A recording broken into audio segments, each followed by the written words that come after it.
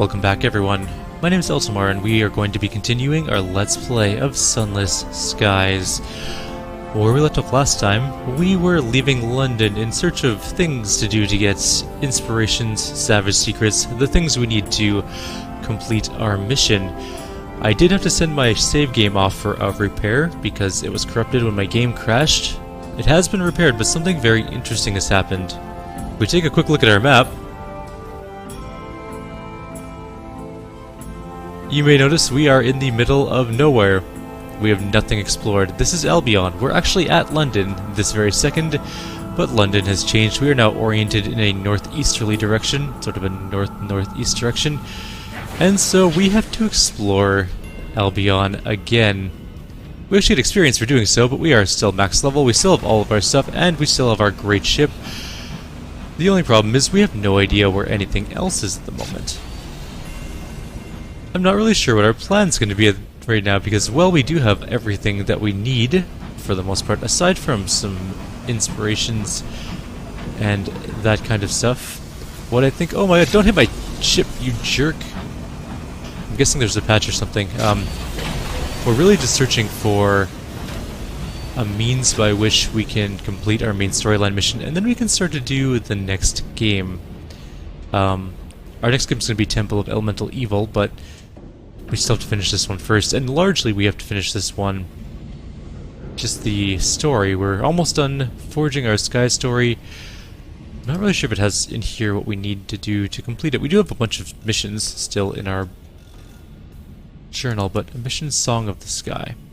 It doesn't tell us what we need, unfortunately, but I know we need at least one inspiration, and we need several other small things.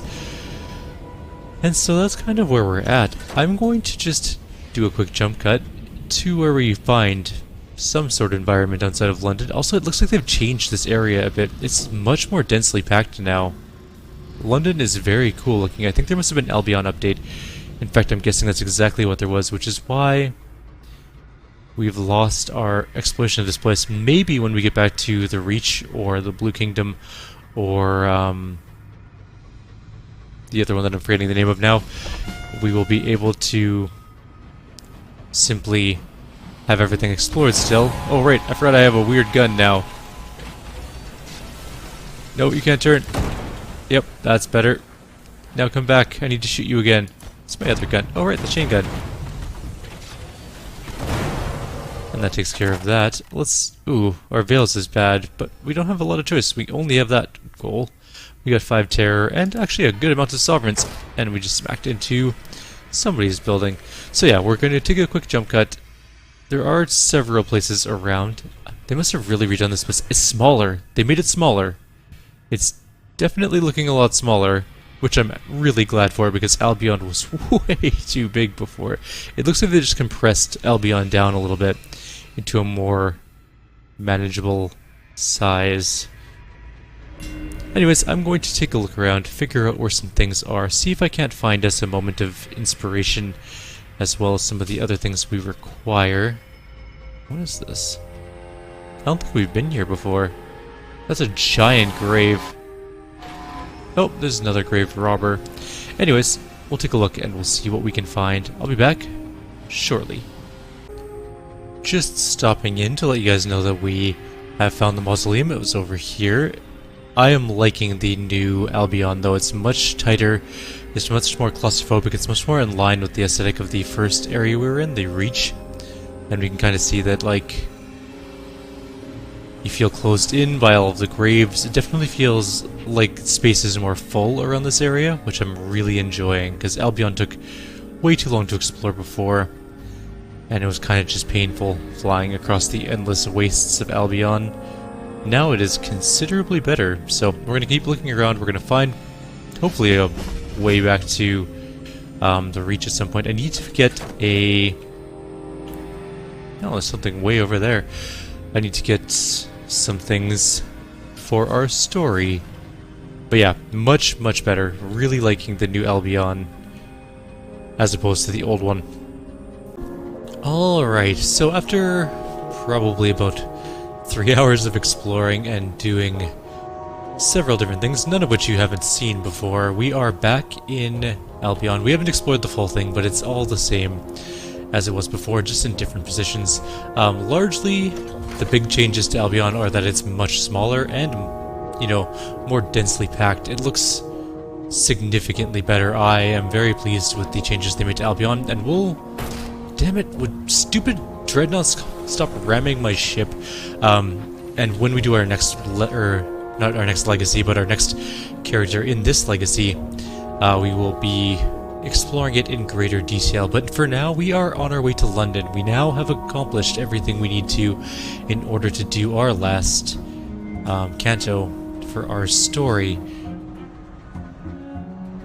Once we hit London, we will write the final and pinnacle part of our story, and we'll end this particular captain's journey. I don't really know how the rules of not succession, that's not the word I'm looking for, inheritance work in this game. Like, will our new character inherit the ship? Will our new character... Ooh, we're gonna hit something. Will our new character get all the guns and money and secrets and resources we've gathered over the, I don't know, probably 2-ish, 3-ish days worth of time I've been playing this in terms of total time? Actually, you know what? Let's just take a quick look. How long have I been playing this game? 74 hours in total. That doesn't include the early access time, I don't think. Or maybe it does, but any total, 74 hours so far in this game. And we are going to be putting more into it. We're going to take a little break into a different game after this quest is handed in. We went the wrong way. There are, interestingly, more docks in London now. They made it look more full and as if it was actually, you know, a place where many ships stopped in. So you'll see there's docks with trade ships, there's ships flying below our level. They're not interactable, but they give a sense of presence, which I think helps Albion a lot. I really enjoy the new areas they put in, so we are docking right now. We are going to go to the ambition, the Song of the Sky. The Song of the Sky looms in your mind, half-finished monument. This will complete our ambition and end the game. Write the final canto of the Song of the Sky. You go for a walk. You rub your hands and stamp through puddles, and breathe deeply of the fume-heavy London air. Even now you can't help but feel there was so much left out. You'll never cram it all into the Seventh Canto, indeed. It would be disastrous to try. You're in mourning for the song itself, and for the impossible, unattainable version of the song that will haunt you until you die, and for the story upon which the song is based, which too now approaches its end. You will retire. What can you do upon completing your masterpiece except retire? It took 1 searing enigma, 1 captivating treasure, 2 unlicensed charts, 2 moments of inspiration, 3 otherworldly artifacts, 3 visions of heaven, and 3 savage secrets. You return to your office and write. It's as easy as breathing. The Song of the Sky was a tangled beast at times, but you always knew how it would end, and for once it doesn't surprise you. You get there in no time at all. The 7th Canto is complete, and you have a final decision to make. Are you going to encourage other would-be explorers to follow in your footsteps? Let's encourage the reader. It's a greedy sky, greedy for young blood and young hopes, but it can give so much in return, if you're lucky. A note of encouragement would be to would-be explorers. There are endless other stories out here waiting for a storyteller. Let's publish the 7th and final canto of the Song of the Sky. You finish writing the postscript and tear it off the final page of the Song of the Sky. Your typewriter immediately falls apart in a clatter of exhausted metal. You rather feel like following suit. You instruct your assistant to begin printing a collected edition of all 7 cantos. The Song of the Sky is complete, and with it, your legacy is assured. We publish the 7th canto. The omnivorous publisher is still on the run, but you have a dozen others begging at your door. As the 7th canto begins its its first print run, you ignore the invitations to book tours and galas. You collect the 7 cantos together and retreat to your office to read your song. The song is a memoir, and more than a memoir, it encompasses so much more than just one life. It holds the sky itself. The 2nd canto is the tale of how you discover the long-lost Parsifal, cementing your place in the pantheon of history's greatest explorers. The fourth canto is the story of the Winchester War, which tore the skies in half. It's a story of blood and battle and betrayal, of dark sky lit by explosions, and of how you played a decisive role for the stovepipes in the midst of the carnage. The sixth canto is the story of how you resurrected the legendary wreck of the boatmen and brought the dead to their final destination. These grander narratives are knitted together by 1,000 smaller stories plucked from among the stars and polished to a sheen. The song can only reflect a fraction of the sky, but that's enough.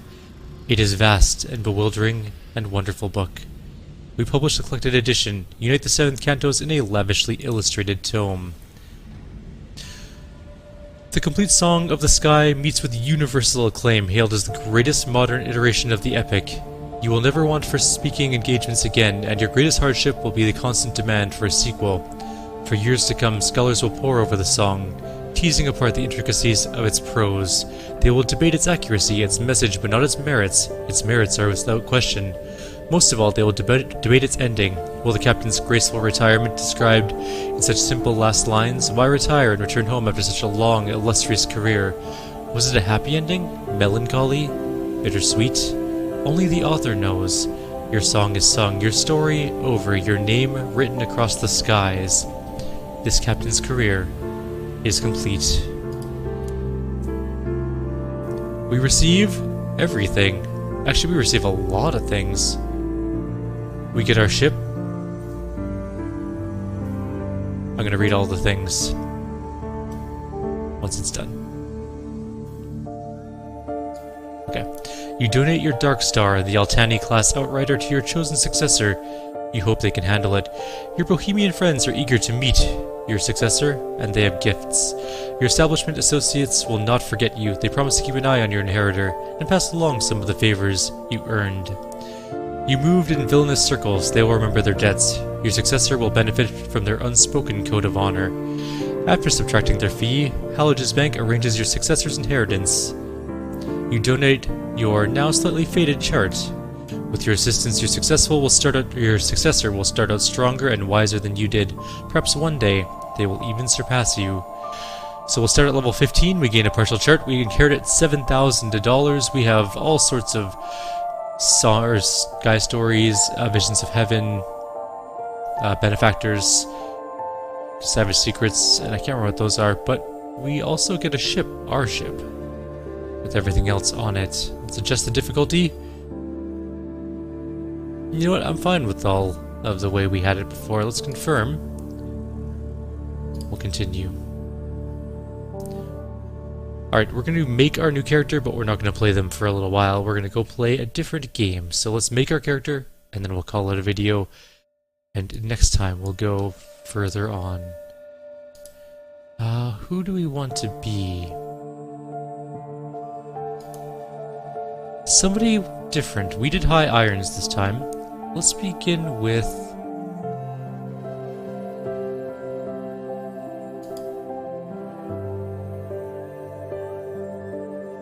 a revolutionary.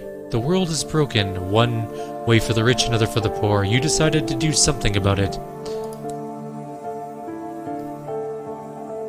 You were a revolutionary. The law offered you no protection. The engines of the state were set against that which you knew to be just. How did we take care of this? With our mind. Lies are the tools of tyrants. You published research to expose those lies and illuminate injustice. Let's increase our mirrors. The skill of investigating and deducing and affiliates you with the Academy. And we're going to choose the special one here. Our ambition is going to be the truth. Even the stars have secrets, but they won't keep them from you.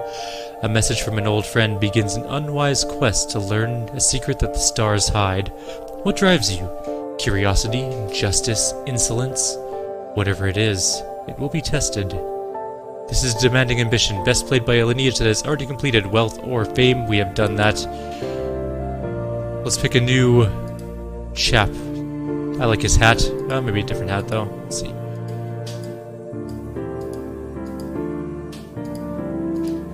He's a good hat. I actually kind of like that hat. Okay. A different man, a different time. I think I need a different outfit though. Like that one. And his name will be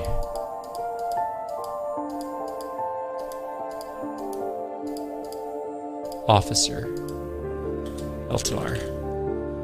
2.0. No, we should pick a different name. Edgar. One of my go-to aliases. You were revolutionary. We helped with our mind. We are looking for the truth. We start with 10 irons, 10 hearts, 17 mirrors, and 25 veils.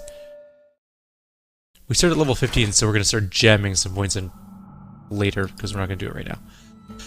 We start off in London, apparently. That is where we begin our next journey. If we take a look at the map, we have explored half of Albion, but in the next video, well, the next video in this series will be beginning this new captain's life. But for now, the series is going to be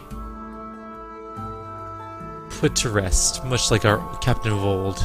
Like always, if you enjoyed the videos, please consider subscribing to the channel. I only ask at the end of a particular series. And this series, well, it isn't over long term, it is over for now.